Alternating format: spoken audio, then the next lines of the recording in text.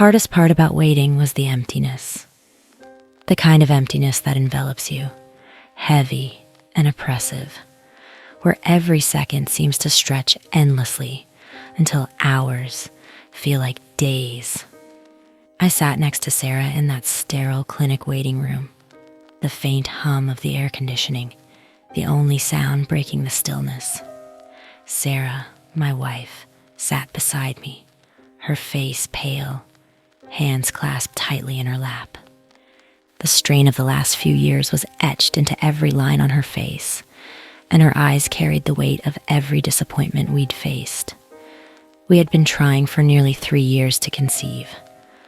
3 long years filled with tests, consultations, false hopes, and crushing letdowns. There had been times where we nearly gave up, where it seemed easier to accept the childless life that stretched before us. But then, hope would rear its head again, stubborn and unrelenting, dragging us back into the endless cycle of anticipation and heartbreak. It was that hope, or maybe desperation, that had led us to Dr. Anton Gregor, a fertility specialist based in the outskirts of Boston. The clinic itself, tucked away in a quiet corner of the old financial district, was housed in a building that looked like it had been forgotten by time. Red brick, ivy climbing up the walls, and narrow windows that reminded me of eyes. Eyes that watched but didn't see. The building felt out of place amid the modern skyscrapers and bustling city life. It was an island, isolated and quiet, which seemed fitting somehow. We felt like outsiders everywhere we went these days. We had heard of Dr. Gregor through a friend, a close friend who had been in a similar position to ours. She had tried for years to conceive and had found success at this very clinic. When she first mentioned him, I remember feeling a flicker of hope, tempered by the kind of skepticism that comes after too many failures. "He's not like the others," she had said, leaning in with a kind of intensity that made me uncomfortable. "Dr. Gregor, he's different. He doesn't give up. He doesn't fail." The words had stuck with me. We made an appointment, more out of desperation than belief. And here we were, sitting in that dim waiting room, waiting for our names to be called. Sarah shifted beside me, her fingers fidgeting with the hem of her sleeve. I could feel her anxiety radiating off her in waves, and it mirrored my own. There was something unsettling about the place. The door to the back of the clinic opened with a soft creak, and Dr. Gregor stepped into the room. He was tall, with graying hair that was neatly combed back, and he wore a pair of thin, wire-rimmed glasses that caught the light in strange ways. He smiled, a thin, professional smile that didn't quite reach his eyes, and gestured for us to follow him. The consultation room was just as outdated as the waiting area, with faded wallpaper and old wooden furniture that looked like it had been there for decades. Dr. Gregor didn't waste any time with pleasantries. He sat behind his desk, hands folded neatly in front of him, and asked us to explain our situation. "We've been trying for 3 years," Sarah said, her voice small and tired. "We've tried everything. Medications, treatments, IVF, but nothing's worked." Dr. Gregor nodded as though he had heard the story 1,000 times before. "And now you're here." It wasn't a question. "We were told that you specialize in cases like ours," I said, glancing at Sarah. "That you have ways of helping couples who've tried everything." Dr. Gregor leaned back in his chair, steepling his fingers as he regarded us with a cool, clinical gaze. "I do," he said. "My methods are unorthodox, but they have proven remarkably effective. I work with techniques that push the boundaries of what conventional medicine allows." He paused, as if weighing his next words carefully. "Of course, with such experimental methods, there are risks, but nothing that I believe outweighs the potential for success." My pulse quickened. "Risks?" He waved a hand dismissively. Every medical procedure comes with risks, mister. Alex, I said, and this is Sarah. Well, Alex, the risks are mostly mild. Discomfort, fatigue, nausea. But in some cases, the pregnancy may trigger more unusual reactions in the body. Nothing that can't be managed with the proper care. The way he said it made my skin crawl, but Sarah's hand slipped into mine, squeezing tightly. She wanted this. We both did. We had come too far to turn back now. After a long moment of silence, I nodded. What do we have to do? Dr. Gregor smiled, but there was something about that smile. Something that didn't quite fit. Just leave it to me. We signed the papers. We agreed to the treatments. We put our faith in a man we barely knew, because what else could we do? Desperation has a way of clouding judgment. The treatment started immediately. It wasn't like anything we had gone through before. The medications were different, the injections more intense, but Dr. Gregor assured us it was necessary. And at first, it seemed to be working. Sarah's body responded to the treatments faster than it ever had. Within weeks, she was pregnant. The first few months were a blur of joy and cautious optimism. For the first time in years, Sarah had a glow about her, a kind of quiet happiness that had been missing for so long. The nausea, the fatigue, all of it seemed like a small price to pay. But as time went on, things began to change. It started with the rash. One morning, as I was getting ready for work, Sarah called me from the bedroom. Her voice had a strange tone to it, uncertain, worried. I rushed to her side, finding her standing in front of the mirror, her shirt pulled up to reveal her growing belly. At first, I didn't see it, but then she turned slightly. My heart skipped a beat. There, just beneath the skin, was a faint network of veins. Dark, almost bluish veins that seemed to spider out from her navel. It looked like something out of a medical textbook. A picture of blood vessels that shouldn't be visible. Not like that. It itches, she said, her fingers hovering just above the skin as if she didn't want to touch it. I didn't know what to say. My mind raced with possible explanations. Stretch marks, pregnancy hormones, maybe even an allergic reaction. It's probably nothing, I said, my voice sounding more confident than I felt. But let's call Dr. Gregor, just in case. We called the clinic, and the nurse on the other end of the line sounded unconcerned. It's a normal side effect, she said in a monotone voice, as though she had said it 100 times before. But it didn't feel normal. Over the next few days, the veins grew darker, more pronounced. Sarah tried to ignore it, tried to stay positive, but I could see the worry creeping into her eyes. The rash spread slowly, crawling up her sides and around her back, until it looked like her entire torso was crisscrossed with dark lines. And the itching. She said the itching was unbearable. Dr. Gregor assured us again that it was nothing. Some patients experience more visible side effects than others, he said. It's a reaction to the medication. It will pass. But it didn't pass. The symptoms only got worse. Sarah began to complain of sharp pains, stabbing pains that would come and go without warning. They started in her abdomen, but soon spread to her legs, arms, and even her chest. She would double over in agony, clutching her stomach, her face twisted in pain. There were nights when I would wake up to find her sitting on the edge of the bed, her hands pressed to her belly, her eyes wide and glassy.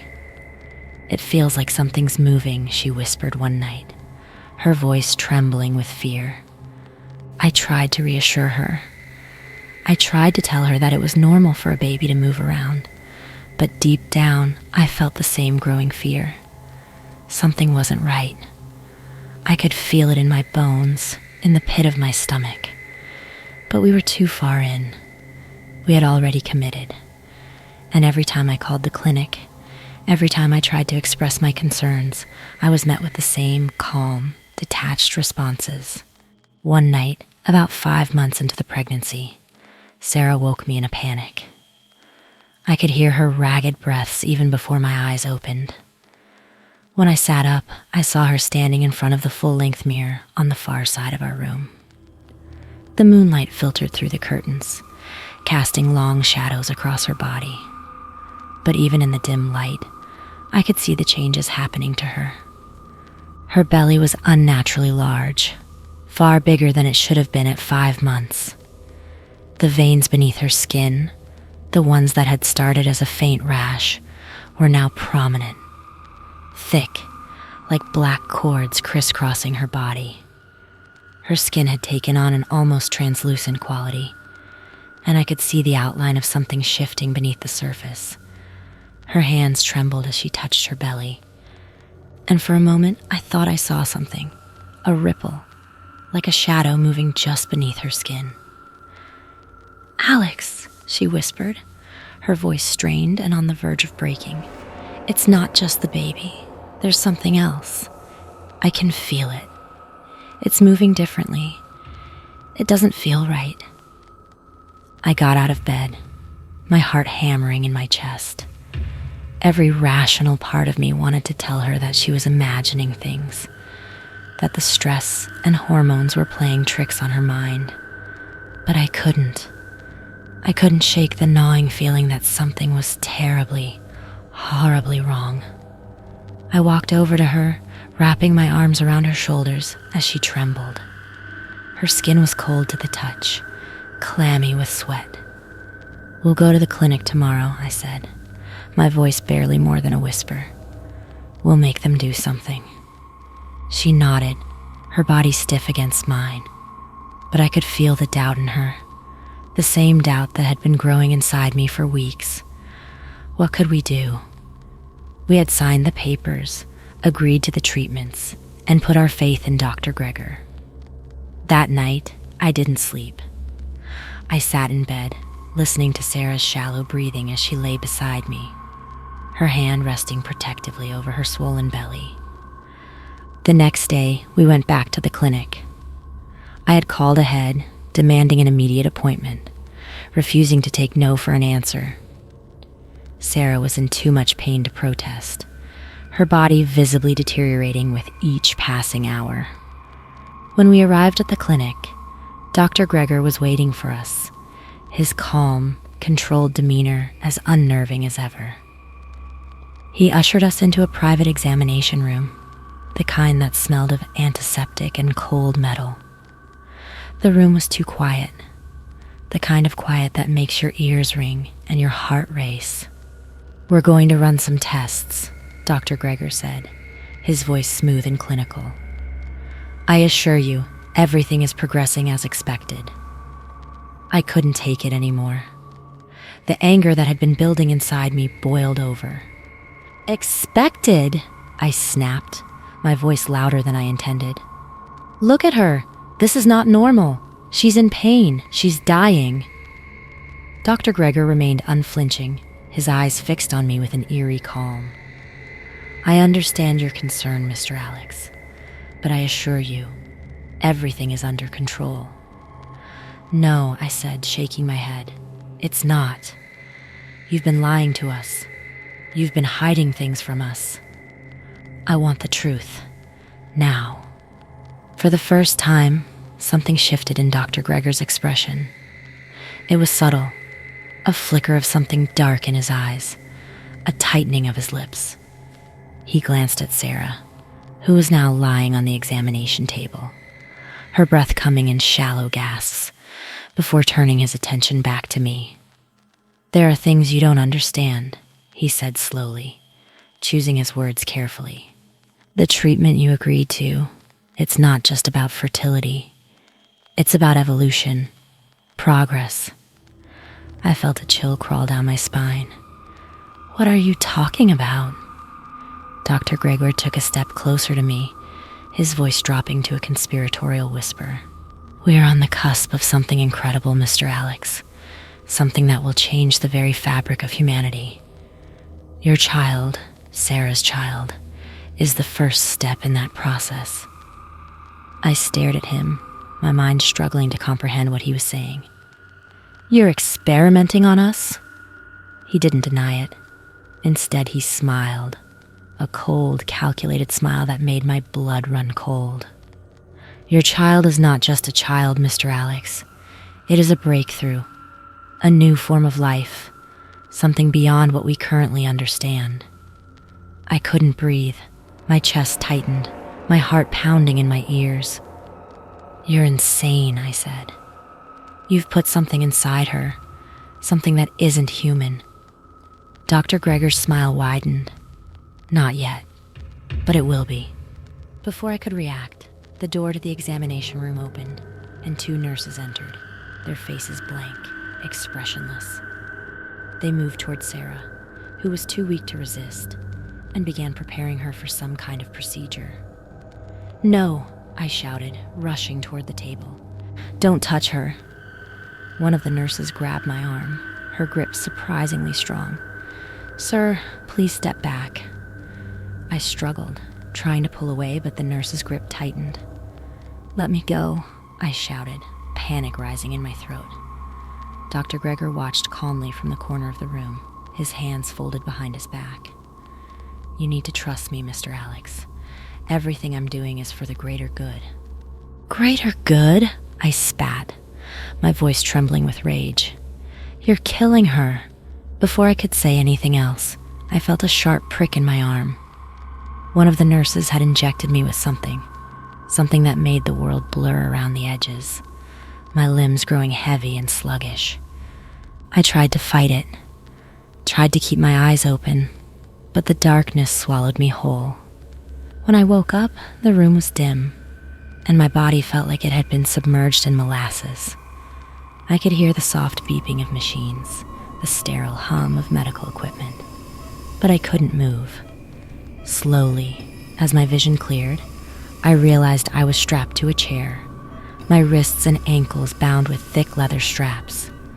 Panic surged through me, but I couldn't do anything. I could barely even speak. Across the room, Sarah lay on the examination table, her eyes closed, her chest rising and falling with shallow breaths. The veins beneath her skin had darkened even further. Her belly had swollen even more, grotesquely large, as if something inside her was pushing its way out. Dr. Gregor stood beside her, watching her with the cold, detached gaze of a scientist, observing his experiment. The nurses were gone, and the room felt eerily quiet, save for the faint beeping of the machines monitoring Sarah's vital signs. She's nearing the final stage, Dr. Gregor said softly, almost to himself. It's almost time. Time for what? I managed to croak, my voice weak and hoarse. Dr. Gregor glanced at me, raising an eyebrow. For the birth, of course, the culmination of all my work. Your child will be the first of many, Mr. Alex, the beginning of a new era. I struggled against the restraints, my muscles straining, but I was too weak. You can't do this, I gasped. You're playing God and you're going to kill her. She's a vessel, Dr. Gregor said simply, as if that explained everything. A means to an end. Sarah understood that, even if she didn't realize it. My vision blurred again, tears of rage and helplessness clouding my eyes. I had been a fool to trust him, a fool to believe in his promises. I had brought Sarah here, and now I was watching her die. Suddenly, Sarah's body convulsed, her back arching off the table as a guttural scream tore from her throat. The machines around her beeped frantically, the monitors flashing with erratic readings. Dr. Gregor moved quickly, checking the machines, his movements calm and methodical, as if he had been expecting this. It's happening, he said, sounding pleased. I watched in horror as Sarah's belly bulged unnaturally, the skin stretching and distorting as something moved beneath it, something large, something alive. Her screams filled the room, echoing off the walls, and I felt a sickening sense of helplessness wash over me. "Please, stop it," I said, my voice breaking. Dr. Gregor didn't even look at me. His focus remained on Sarah, on the grotesque transformation happening before our eyes. Suddenly, Sarah's convulsions stopped. The room fell eerily silent, save for the faint beeping of the machines. Her body lay still on the table, her chest barely rising and falling, her once glowing skin now deathly pale. For a moment, I thought she was gone, that whatever horror had taken hold of her had finally consumed her. But then I saw it. A movement, slow at first, but unmistakable. Her belly rippled, the skin stretching unnaturally, and then something pressed against it from the inside. I could see every detail, the shape of fingers, of an arm, of something far too large to be human. My breath caught in my throat. I realized that this thing was coming. It was coming now. Dr. Gregor stepped forward, his eyes gleaming with a mixture of excitement and awe. "This is it," he whispered, as if he were witnessing a miracle. "The birth of the future." Sarah's body twitched, her back arching once more. And then, with a sickening wet sound, her belly split open. From the torn flesh of her abdomen, something emerged. At first, it was difficult to make out, slick with blood, its limbs twisting in unnatural ways as it pulled itself free from Sarah's body. But as it fully emerged, standing in the dim light of the examination room, I could see it clearly. It was a child. At least, it had the shape of one. But it was wrong, horribly, grotesquely wrong. Its limbs were elongated, too thin and too long, its skin an unnatural shade of pale gray. Its eyes, those eyes were black, bottomless pits, too large for its face, like dark voids that seemed to swallow the light around them. The veins that had covered Sarah's body were etched into its skin, pulsing with a faint, sickly glow. The thing, my child, if I could even call it that, stumbled forward, dripping with blood, its movements jerky and unnatural, like a puppet being yanked on invisible strings. It opened its mouth, but no sound came out. Instead, it stared at me, its dark eyes locking onto mine with an intensity that made my skin crawl. I felt like I was drowning in that gaze, like it was reaching into my soul, pulling at the deepest parts of me. Dr. Gregor moved toward it, his hands outstretched, as if to welcome it. "Magnificent," he breathed, his voice trembling with reverence. "You see, Mr. Alex, this is the future. This is evolution. A new kind of life, one that will surpass humanity. Your child is the first of its kind." I wanted to scream, to rage against him, to demand answers. But all I could do was stare, my mind struggling to comprehend what was happening. This thing, this abomination, wasn't my child. It couldn't be. This wasn't what we had wanted. This wasn't what we had signed up for. But it was too late, far too late. And then the creature did something that sent ice-cold fear shooting through my veins. It smiled. Not a human smile, not the smile of a newborn child, but something far more sinister, far more knowing. It tilted its head to the side, studying me. And then, with a slow, deliberate movement, it turned its attention to Sarah's lifeless body.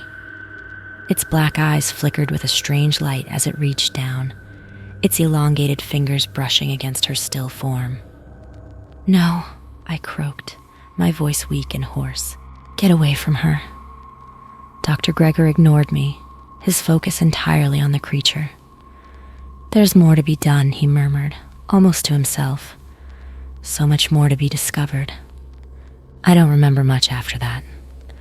The drugs they had injected into me must have finally taken full effect, because the next thing I knew, I was waking up in a hospital bed, The room was white and sterile, and the hum of machines was the only sound I could hear. I sat up, my head pounding, my body aching. Sarah was gone. I knew that without even asking. The child, the creature, it was gone too. But the memory of that night, of what I had seen, was burned into my mind. Dr. Gregor and the clinic, it had all disappeared. When I asked the nurses, the doctors, they looked at me like I was insane. They said I had been found unconscious in our apartment, alone, with no sign of Sarah. They said there was no clinic, no Dr. Gregor, no record of any fertility treatments. It was as if none of it had ever happened. But I knew the truth. I knew what I had seen. I knew what had been done to us. The months that followed were a blur. I tried to find answers, tried to trace the clinic, but every lead went cold.